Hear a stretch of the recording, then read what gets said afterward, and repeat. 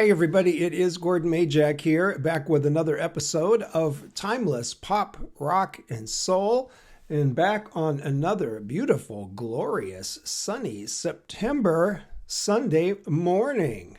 So, greetings to each and every one of you out there. Today we are going back to 1993 for one of my all-time favorite artists. And I was thinking about these guys this morning on my morning walk as I was sort of organizing my thoughts here for the show. And I was thinking how, you know, it's amazing that I've only played one song by these guys so far here on the channel in 150 videos, and that was for their classic song, All About Love. And of course, I am talking about Earth, Wind, and Fire, one of my all-time favorite bands, man. Those guys are way, way, way up there on the list. You know how much I love Maurice White and the rest of Earth, Wind, and Fire, and I always have, going all the way back there to their big breakthrough there in the mid-70s. And the other thing I was thinking this morning when I was thinking about Earth, Wind, and Fire is how, you know, here in 2022, it probably sounds a little ridiculous given the current, how can I say, current popularity and the current familiarity and the current public profile of some of these older legacy bands, some of these legendary bands from the 70s, such as the Bee Gees or Chicago or Steely Dan, or in this case, Earth, Wind, and Fire. It may sound a little ridiculous now, given that you can go on YouTube and, of course, there's just gazillions of videos and songs of all of those artists that I just mentioned. So it sounds a little crazy to imagine what I'm about to say, but it is really true. And in hindsight, all these years later, to me, it's just clearer than ever. And that is that things were not always like this for a lot of those legacy bands, a lot of those legendary bands from the 70s, including the ones I mentioned there. There was a time there in the late 80s and early 90s, especially, when the music business was not a kind place for some of these artists that we just take for granted today, that, you know, they're so big and so successful and so iconic. They must have just always had a steady, consistent run of success, but it was not necessarily that way. For Earth, Wind, and Fire, just in the R&B scene, I mean, so many new artists coming onto the scene, this new Jack Swing, and you got Babyface and Bobby Brown and Jimmy Jam and Terry Lewis are doing their thing, and it's just one after the other. It just goes on and on and on. These new influences and new sounds that were coming into the business there, and certainly it was the same in the pop or rock side for artists like the Bee Gees or Chicago or Steely Dan or so many of those legacy artists from the 70s. It was a pretty tough time, and the sounds were changing, tastes were changing, influences were changing, and there was a certain segment of the population out there that listened to music that really just did not want to hear much of anything from some of those 70s bands. And Earth, Wind, and Fire, unfortunately, terribly, and tragically, was one of those groups. And of course, that situation was only compounded by the relative struggles within the band themselves to consistently produce high quality material as they had done back in the day. But you add all those things up, and it's, you know, it was a tough go there for a while for a lot of those big groups, the big legendary groups. And they had to really just kind of hang on by their fingernails and get through it. And of course, now, all these years later, here in the 2020s, you know, we look at these artists and they're all over YouTube and everybody knows all these songs. And, you know, somebody like Earth, Wind, and Fire, September has become this sort of iconic, legendary song, which is just sort of baffling to people like me that loved September all the way back there in 1978 when it first came out, when nobody really knew about it. And for so many years, you know, it was always just such a classic song. But now, in the age of the internet and YouTube and everything else, that's just an example of how fortunes change and perceptions change. The public's perceptions of artists and songs changes over time. And it's just fascinating. But back there in 1993 for Earth, Wind, and Fire, that was where we found this album right here. This was their Millennium album, 7 years prior to the Millennium. Their 16th studio album up to that point, and their first back on the Warner Brothers record label there after so many years of their big run of success on Columbia. So this album comes out there in the fall of 1993, the Millennium album for Earth, Wind, and Fire. This song that we're going to be hearing, titled appropriately enough, Sunday Morning, was released as a single there in the fall of 93. Got up to number 35 on the adult contemporary chart, number 20 on the R&B chart. So not a huge hit. But I think maybe this song turned out to be a little bit better than what its chart success or lack of success may have indicated, right? Written by the great Maurice White, of course, and Allie Willis and Sheldon Reynolds, who is the guitarist for Earth, Wind, and Fire at this particular time. But this was a record that, even though Earth, Wind, and Fire was maybe a little bit underloved and underappreciated and sort of out of favor on the music scene there in 1993, this was a song that just jumped off the record to me. And this wasn't the only song on this album. There's a couple other things on this album as well that we will most likely be revisiting in the future here on the channel.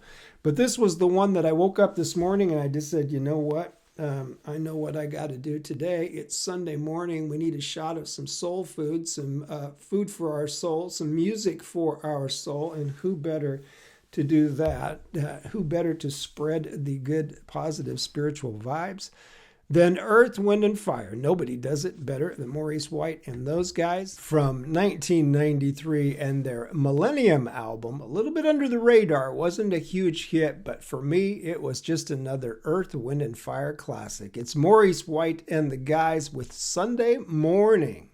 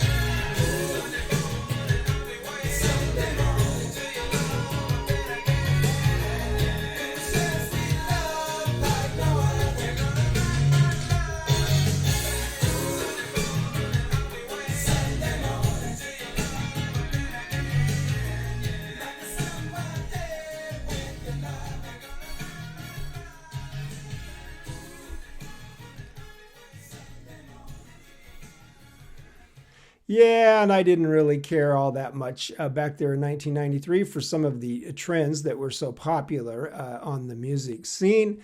But man, I knew the minute I heard this album by Earth, Wind, and Fire, they had a hot one on their hands. And just to sort of put this album and this song in perspective, in a little bit of a context in their career, there, and what I meant earlier in my remarks about the '90s being a hard time for those guys, and for so many of those big bands, the legendary bands of the '70s. You look at Earth, Wind, and Fire's real run there in the mid '70s. It goes from about '75 up to about '83 when they were just on top of the world there. And then they had some down years. They kind of bounced back a little bit there in 1987, 1988. It looked like they were maybe getting back on track. But then even after that, a few more years, all the way up here to 1993, that's 5 more years of just sort of not really being able to find that groove and find that consistency in their writing and in their production of music and their output of music. They certainly kept working, performing, and to their credit, and putting on a fantastic show, as they always did. There was never such a thing as a bad Earth, Wind, and Fire concert, that's for sure. Those guys always gave such an incredible show in concert. But there were some lean times there for Earth, Wind, and Fire. And so in 1993, for this one to pop up, and as I said, this is a pretty good album. And there's a couple really good things on this album that we'll be coming back to later on the channel. To hear this one in 1993, it was like, okay, they still got, there's some juice in there. And they certainly proved that even going forward, as we'll hear in the next video, because we are coming back for another little bonus video. You guys know how much I love Earth, Wind, and Fire, man.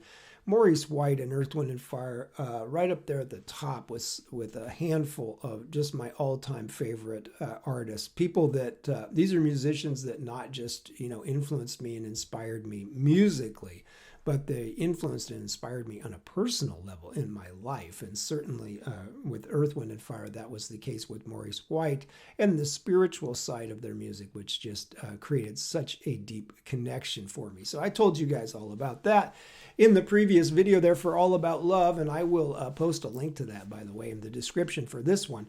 But we're coming back with a little Sunday bonus track because I love Maurice White and I love Earth, Wind, and Fire, and I'm going to give you guys a little dose here of what's good for you. Some what you need on the Sunday. Some soul food, some soul tunes, some soul grooves. Coming right back with that in the next video. I'll see you in 2 seconds. See ya.